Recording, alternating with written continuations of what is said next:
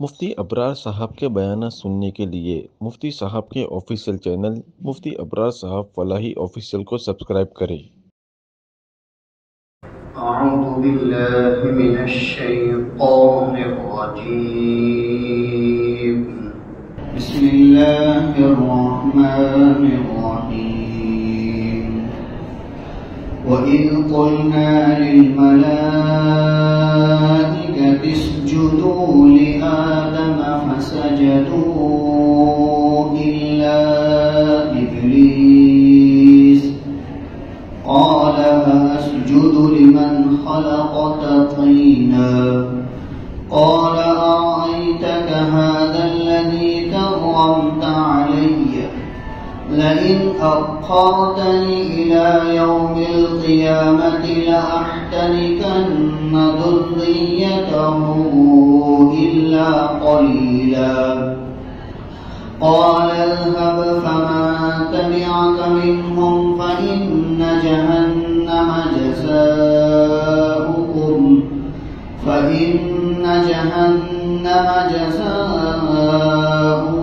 جزاء موفورا واستفزز من استطعت منهم بصوتك وأجلب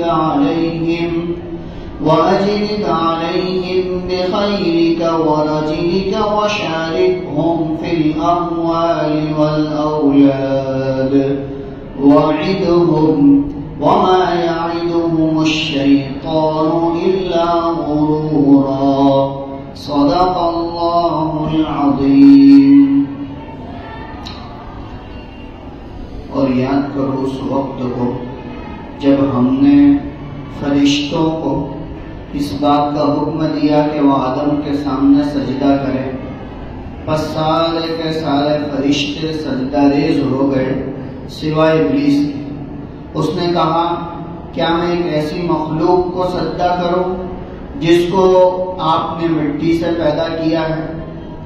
اور اللہ تبارک و تعالیٰ کے سامنے کہنے لگا کہ ذرا بتائیے تو صحیح مجھے کہ آپ نے اس شخص کو عزت دی میرے مقابلے میں، وہ یہ ہے لئن اخرتنی الی یوم القیامہ، اگر آپ مجھے قیامت تک مہلت دے دے تو میں ضرور بھی ضرور ان کی پوری ذریت کو، اولاد کو اپنے قابو میں کر لوں گا سوائے چند لوگوں کے۔ اللہ تبارک و تعالیٰ نے فرمایا جا تو اور تیرے ساتھ جو کوئی تیری پیروی کرے گا سارے کے سارے جہنم میں ہوں گے، وہ تمہارا پورا یعنی بھرپور بدلہ ہے، اور تو اپنی طاقت کے مطابق ان کو اپنے قابو میں لے لے اپنی آواز کے ذریعے سے، اور تو اپنے گھوڑوں کو ان پر چلا دے اور اپنے پیادہ پا لشکر کو تو ان کے اوپر ڈال دے، اور تو ان کے مال میں اور ان کے اولاد میں ان کا شریک ہو جا، اور تو ان سے جھوٹے وعدے کر، اور شیطان کے وعدے تو سوائے دھوکے کے اور کچھ نہیں۔ یہ سورہ بنی اسرائیل کی 61، 62، 63، 64 نمبر کی آیات ہے۔ ان آیات میں اللہ تبارک و تعالیٰ نے حضرت آدم علیہ السلام کی تخلیق کے واقعے کو ذکر کیا ہے۔ ہم نے تقریباً تینوں آیتوں کی تفسیر سن لی ہے، لیکن آگے والی جو بات ہے وہ اوپر سے تعلق رکھتی ہے، اس وجہ سے دوبارہ اس کا ترجمہ کیا گیا۔ یہاں سے اللہ تبارک و تعالیٰ یہ بات ذکر کرنا چاہتے ہیں کہ جب ہم نے آدم علیہ السلام کو وجود بخشا، یعنی ان کے جسم کے اندر جب روح ڈالی، اور روح ڈالنے کے بعد ہم نے فرشتوں کو اس بات کا حکم دیا کہ وہ آدم کے سامنے سجدہ کریں، اور ہمارے اس حکم کی تکمیل میں سارے کے سارے فرشتے سجدہ ریز ہو گئے، سجدے میں گر گئے، اور انہوں نے ہماری بات کو تسلیم کر لیا سوائے ابلیس کے، کہ ابلیس نے ہماری بات کو نہیں مانا اور سجدہ کرنے سے انکار کر دیا۔ اصل میں یہاں پر یہی بات ذکر کی گئی ہے کہ انسان کا اللہ تبارک و تعالیٰ کے سامنے نہ جھکنا، یہ اللہ کی اطاعت اور اس کی فرما برداری کے لیے اپنے آپ کو نہ جھکانا، جس طرح ابلیس کو ہمیشہ ہمیشہ اللہ رب العزت کے دربار سے خارج کر دیا ہے، خارج کر چکا ہے، تو آج اسی طرح انسان کا دنیا کے اندر اللہ کے احکامات سے روگردانی کرنا، اس کی اطاعت کے لیے اپنے آپ کو نہ جھکانا، یہ بھی ہمیشہ ہمیشہ کے لیے انسان کو اللہ کی جنت سے خارج کر دے. یہ واقعہ ذکر کر کے اللہ تبارک و تعالیٰ کوئی اور بات نہیں چاہتے، بلکہ یہ چاہتے ہیں کہ دیکھو ایک ایسا میرا جو ہے وہ ابلیس جنات کہ جس نے برس تک عبادت کی اور میری فرما برداری کی، لیکن جب میں نے اس کو اس بات کا حکم دیا کہ آدم کے سامنے سجدہ کر،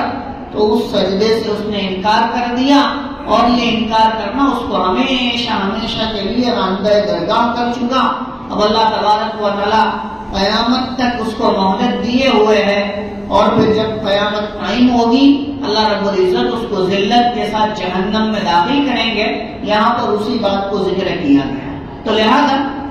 ایک بات تو یہ کہ شیطان نے اللہ کا حکم نہیں مانا، ابلیس نے اللہ تبارک و تعالیٰ کا حکم نہیں مانا، جیسا کہ حضرت جنید بغدادی رحمۃ اللہ علیہ کا واقعہ ذکر کیا گیا تھا. وہ بھی ہمارے لیے عبرت ہے کہ حضرت جنید بغدادی رحمۃ اللہ علیہ کے سامنے یہ شیطان ابلیس آیا، تو حضرت جنید بغدادی رحمۃ اللہ علیہ نے اس سے سوال کیا اور کہا کہ تو نے اللہ تبارک و تعالیٰ کے سامنے اللہ کے حکموں کو نہیں مانا، تو تجھے تو اللہ کے سامنے سجدہ کر لینا چاہیے، تو نے اللہ کے حکموں کو نہیں مانا. تو اس نے اپنے نورانی داؤں کے ذریعے سے حضرت جنید بغدادی رحمۃ اللہ علیہ کے دل کے اندر یہ بات ڈالی کہ اللہ کے ہوتے ہوئے، اللہ کی موجودگی میں اللہ کے علاوہ کو سجدہ کرنا کیسے مناسب ہو سکتا ہے؟ کہ اللہ موجود ہے، اللہ سامنے ہے، اور آدم علیہ السلام کو سجدہ کرنے کا حکم دیا جا رہا ہے. تو کہا کہ اللہ کے ہوتے ہوئے اللہ رب العزت کی شان نہیں ہے کہ اس کے سامنے کسی اور کو سجدہ کیا جائے. تو لہذا اس نے ایسا نورانی داؤں حضرت جنید بغدادی رحمۃ اللہ علیہ کے دل میں ڈالا. حضرت فرماتے ہیں کہ تھوڑی دیر تک تو مجھے ایسا محسوس ہوا کہ یہ ظالم میرا ایمان لے کر چلا جائے گا، میرا ایمان لے جائے گا. کہ بات تو اس کی صحیح ہے کہ اللہ موجود ہے، اللہ کی ذات موجود ہے، اللہ کے ہوتے ہوئے غیر کے سامنے سجدہ کیسے کیا جائے؟ کہ یہ تو مناسب نہیں ہے. تو اللہ نے فوراً حضرت جنید بغدادی رحمۃ اللہ علیہ کے دل پر الہام کیا، اور الہام کر کے بات ڈالی کہ اس پاگل کو کہو کہ جس بات کا حکم اللہ نے کیا تھا اس بات کو پورا کر لینا چاہیے، اب وہ چاہے کوئی بھی ہو. کہ اگر وہ اللہ کے حکم سے سجدہ کرتا تو اللہ کے حکموں کو پورا کرنے والا ہوتا، اور اللہ تبارک و تعالیٰ تیری جو ہے وہ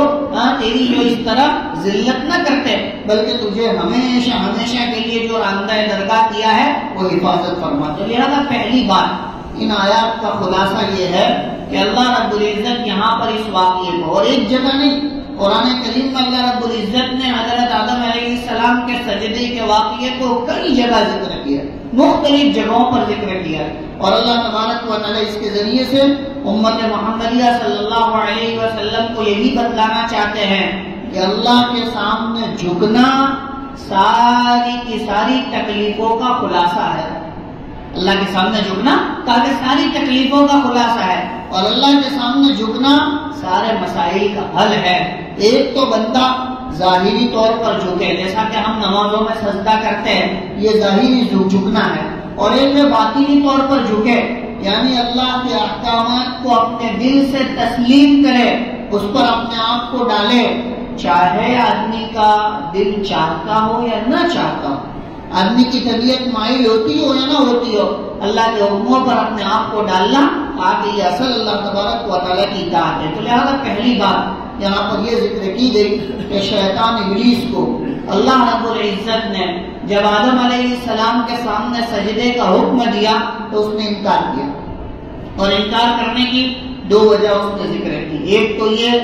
کہ تم نے یعنی اللہ سے کہنے لگا کہ تو نے اس بشر کو مٹی سے پیدا کیا اور مجھے آگ سے پیدا کی، اس لیے کہ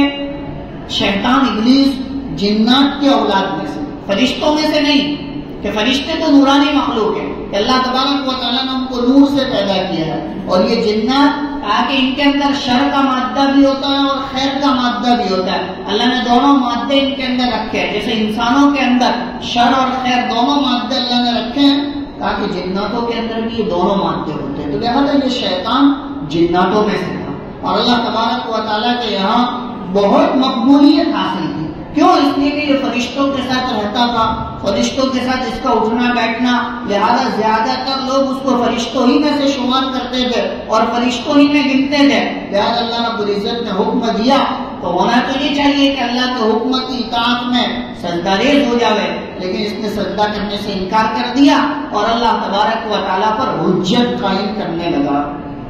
اللہ پر حجت قائم کرنے لگا کہ پہلی بات تو یہ کہی کہ آپ نے مجھے آگ سے پیدا کیا ہے اور آدم کو تو مٹی سے پیدا کیا ہے، یعنی مٹی کی خاصیت نیچے کی طرف جانا ہے اور آگ کی خاصیت اوپر کی طرف جانا ہے، لہذا میں آدم کے سامنے سجدہ کیوں کروں؟ حالانکہ اس کا یہ حجت کرنا اللہ کے لیے اللہ کے سامنے بہت ہی زیادہ بے ادبی والا ہے، اس لیے کہ اللہ کے سامنے کوئی حجت قائم نہیں کر سکتا. اللہ کا حکم ساری چیزوں سے اوپر ہے اور اللہ تبارک و تعالیٰ کی اطاعت ساری چیزوں کا خلاصہ ہے. لہذا اس نے ایک تو یہ بات کہی کہ تم نے انسان کو مٹی سے پیدا کیا اور مجھے جو ہے وہ آگ سے پیدا کیا، لہذا آگ کی خاصیت اوپر کی طرف جانا ہے اور مٹی کی خاصیت تو نیچے کی طرف جانا ہے، لہذا میں آدم کے سامنے سجدہ نہیں کروں گا. اور اس نے سجدہ کرنے سے انکار کر دیا. یہ پہلی چیز، سجدہ کرنے سے انکار. دوسری بات کیا؟ دوسری بات اس نے یوں کہی لئن اخرتنی الی یوم القیامہ لاحتنکن ذریتہ الا قلیلا، کہ اگر آپ مجھے مہلت دے دیں تو میں قیامت تک ان تمام کی تمام آدم کی اولاد کی یعنی آدم کی ذریت کی تمام کی میں جو ہے وہ کیا کروں گا؟ بےخطنی کر دوں گا، ہر ایک کو اپنے قابو میں کر لوں گا. اسی لیے اللہ تبارک و تعالیٰ نے لفظ بھی استعمال کیا لاحتنکن. حنا کا